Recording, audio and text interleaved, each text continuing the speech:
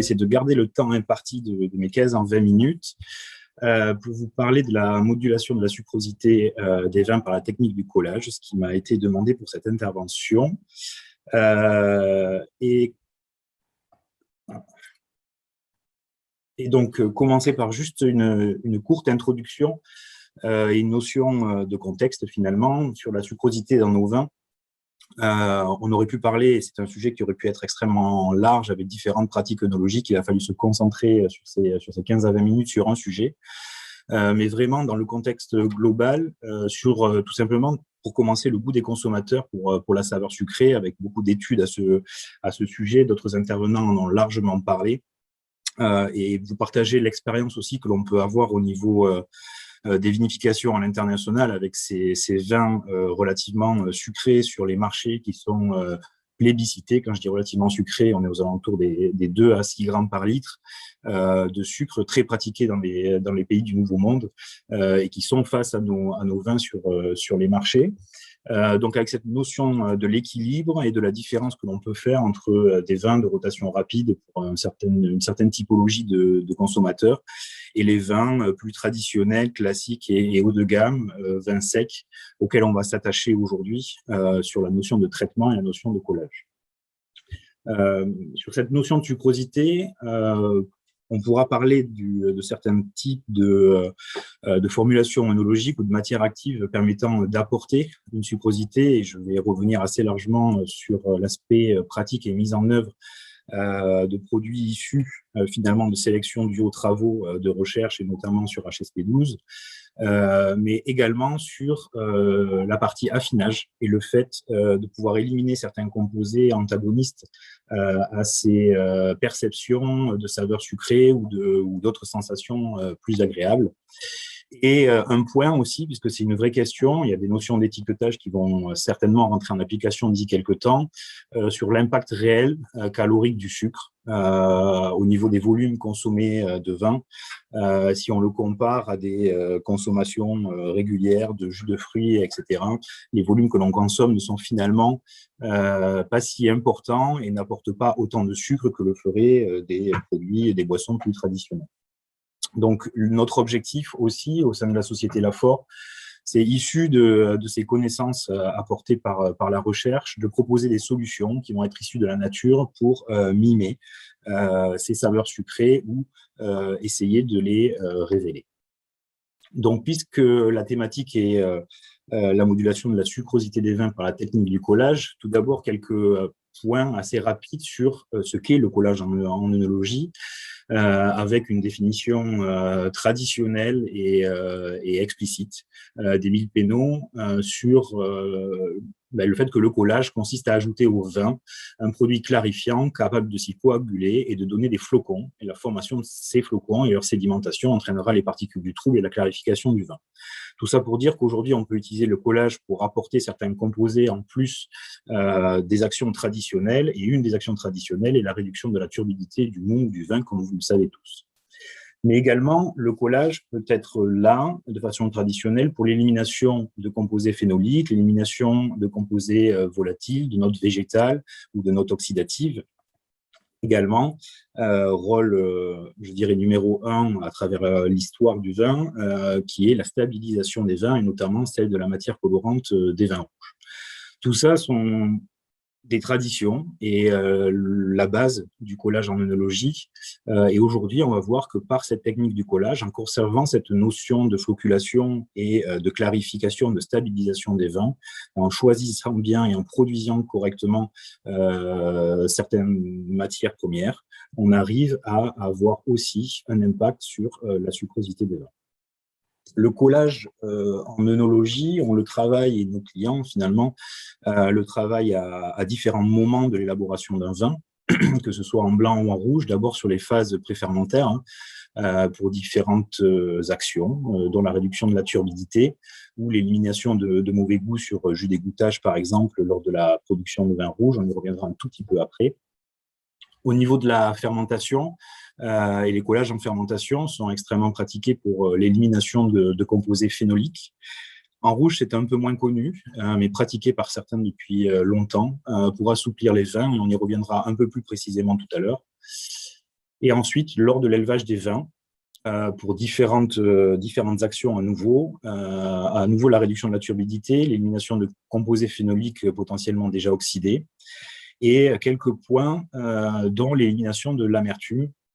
et le gommage de l'astringence pour les vins rouges. Et on le sait, c'est à la fois la perception de l'astringence et les sensations, les saveurs amères peuvent être et se balancent avec la sucrosité. Et tout l'intérêt de cette première partie finalement de la présentation, c'est de bien remettre cette notion de collage pour un des objectifs, qui est le fait d'enlever, d'essayer d'éliminer une partie de ces sensations d'astringence et de l'amertume, afin de révéler le potentiel du vin issu de la vinification et bien entendu basé sur la qualité des raisins. Donc pour cela, je voulais vous montrer une étude que nous avions faite sur un vin d'assemblage Merlot et Cabernet Sauvignon, collé, tout simplement, après 9 mois d'élevage avec différents types de molécules, que ce soit des gélatines, une gélatine à 4 centilitres par hecto ou une protéine végétale issue de pommes de terre, donc de la patadine à 5 grammes par hecto. Et ce vin, après collage et 3 jours après collage, a été dégusté par un panel entraîneur de 12 dégustateurs, et je vais vous montrer l'expression de la moyenne des notes obtenues sur différents caractères et critères, notamment, mais pour commencer, sur le vin témoin. Donc on le voit sur ce vin qui était décrit comme astringent, d'où le fait de l'avoir utilisé pour faire des essais de collage et mener ces essais. Un vin relativement astringent, avec des notes épicées, qui sont les 2 caractères qui ressortaient le plus.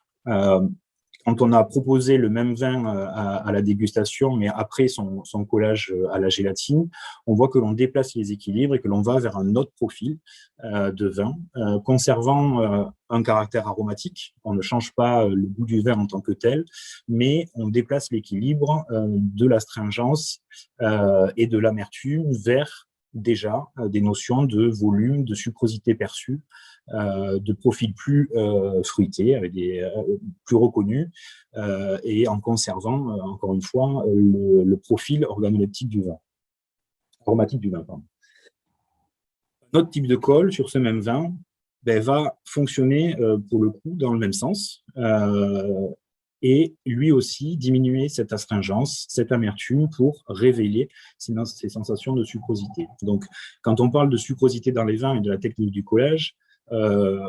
c'était juste de reprendre sur une première slide de cette tradition, on va dire, de collage sur les vins, et de voir que cela peut participer à une perception accrue de la sucrosité dans les vins, et également, généralement, ça va de pair lors des collages, une augmentation de la perception de volume. Bien entendu, quand on pratique les collages et on l'engage, on le conseille systématiquement, c'est que la bonne pratique œnologique veut que sur les vins, des essais de collage soient pratiqués afin de déterminer quel principe actif, quelle molécule sera bénéfique à la qualité des vins et surtout la dose à laquelle l'employer.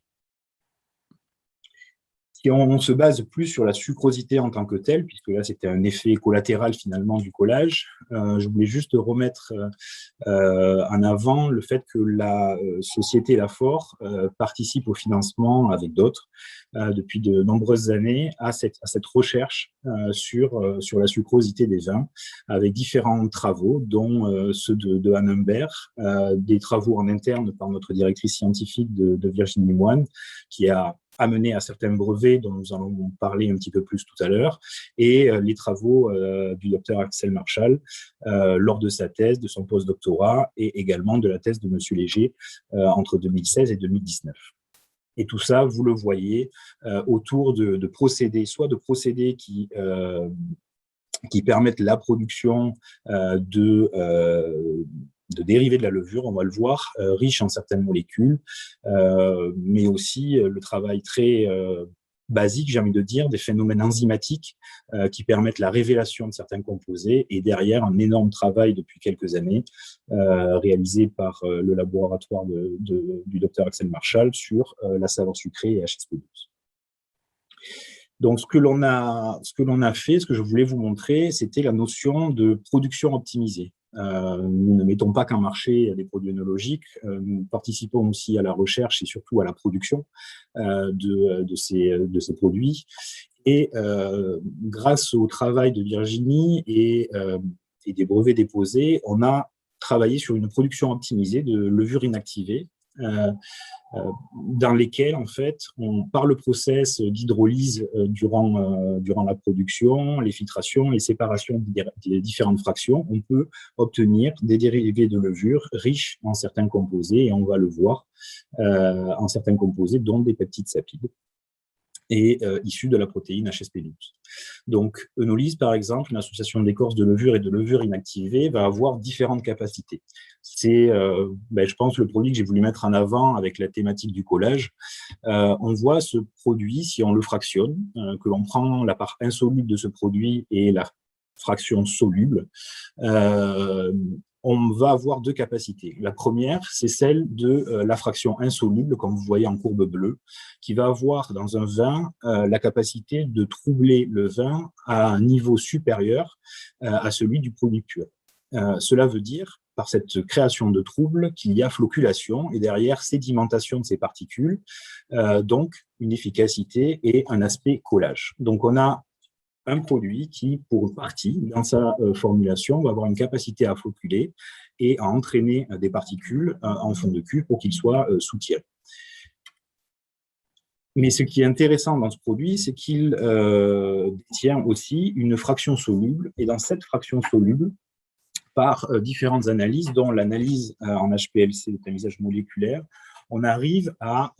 finalement déterminer en fonction des temps de rétention, la présence de certaines molécules et notamment de peptides sapides dans la fraction insoluble. Donc, c'est-à-dire que lors d'un traitement avec ce type de produit, et on verra à quel moment cela est possible, on va avoir cet aspect collage pour diminuer la charge de certains composés phénoliques pouvant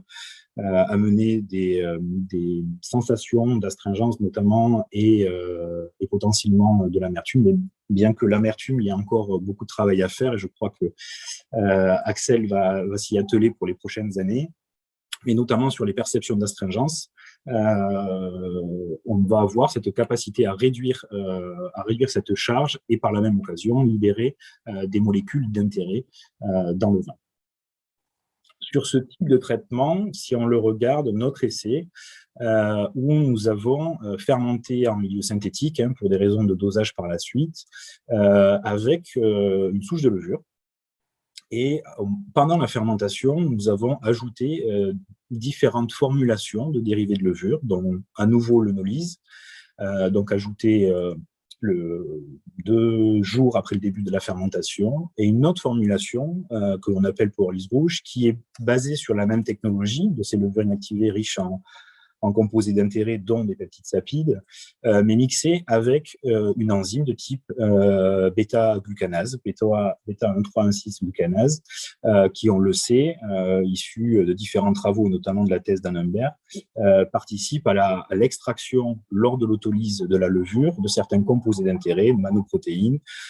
et de différentes protéines qui sont relarguées dans le vin, dans le milieu. C'est un phénomène tout à fait naturel qui se passe durant l'autolyse de la levure, mais que l'on peut mimer, accélérer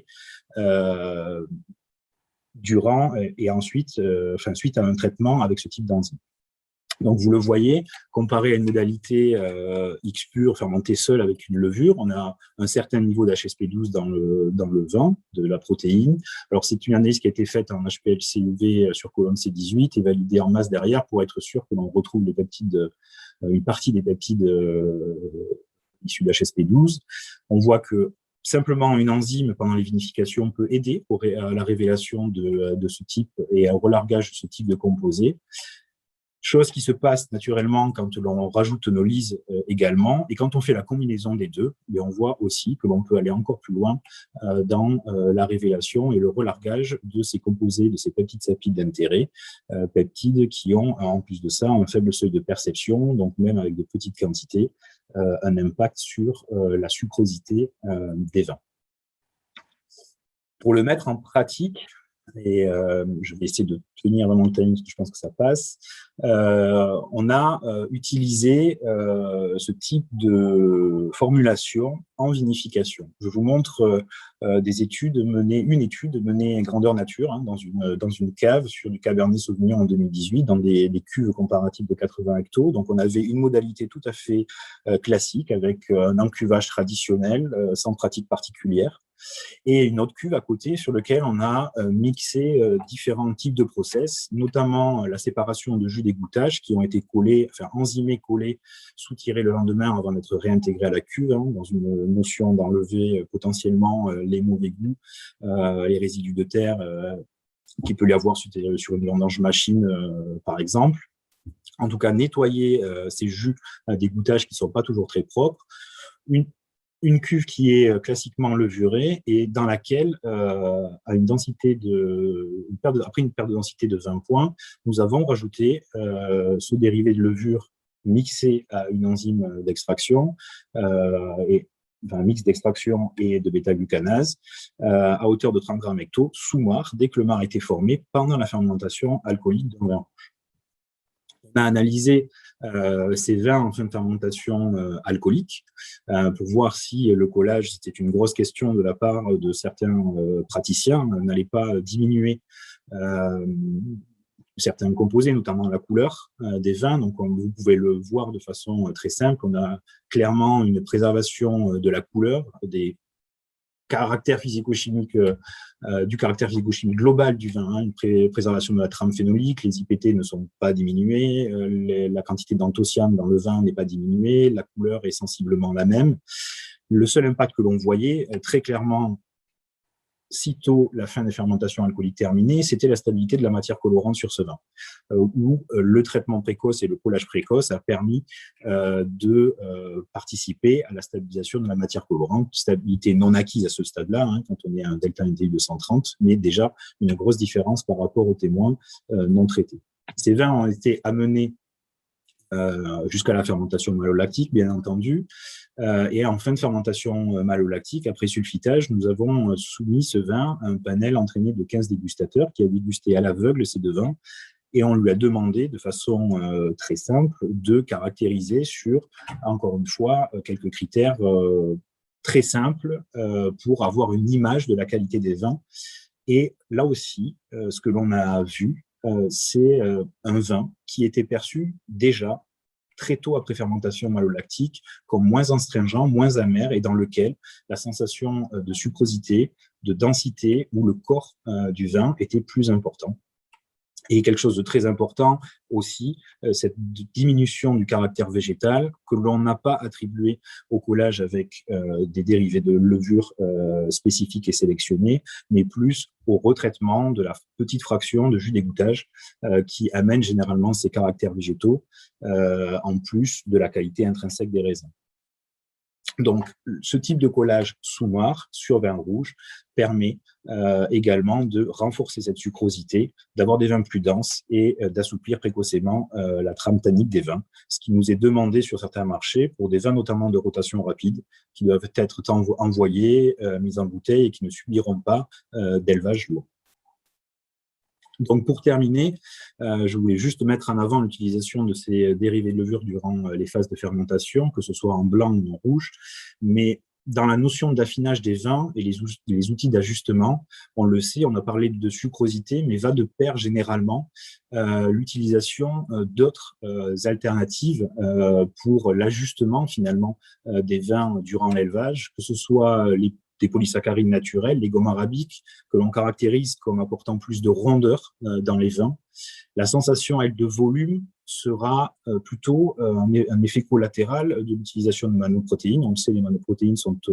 utilisables en œnologie pour la stabilisation tartrique des vins, la gomme arabique plutôt pour la stabilisation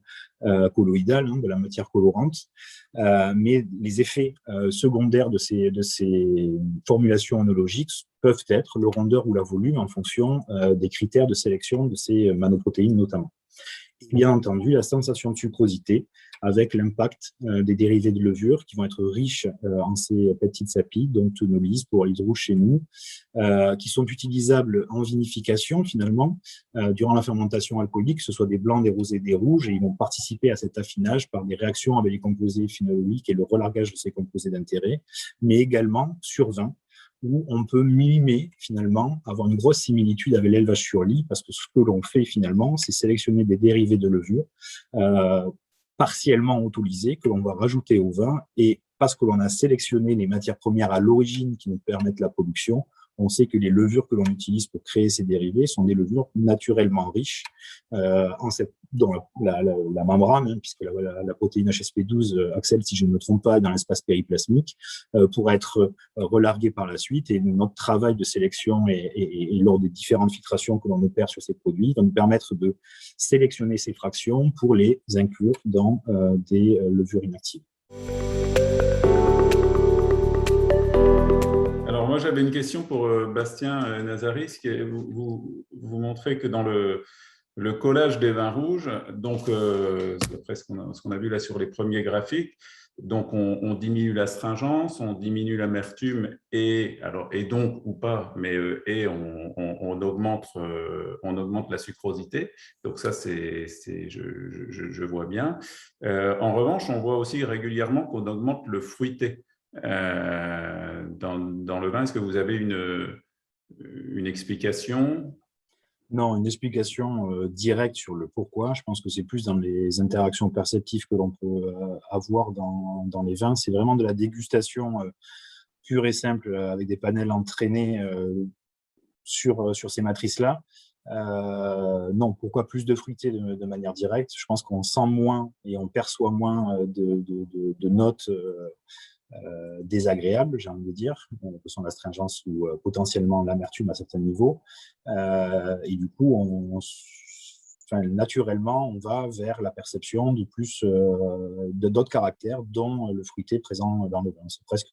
une notion en collage d'une levée de masque. Encore une fois, faut-il que ce fruité soit présent dans le vin à l'origine, mais ce n'est pas le collage qui apporte du fruité, c'est le fait d'enlever autre chose qui permet de le percevoir d'après ces dégustations. Mais nous n'avons pas de données scientifiques chiffrées, et notamment sur les marqueurs des vins rouges. Je serais bien présomptueux de vouloir en parler. Non, merci. C'est effectivement important, notamment pour certaines études qu'on a eues sur les vins rouges et sur la sucrosité des vins rouges, de montrer effectivement aussi que voilà, la diminution de l'astringence, de l'amertume peut aussi favoriser la perception du fruité, alors même qu'elle est peut-être équivalente dans le vin.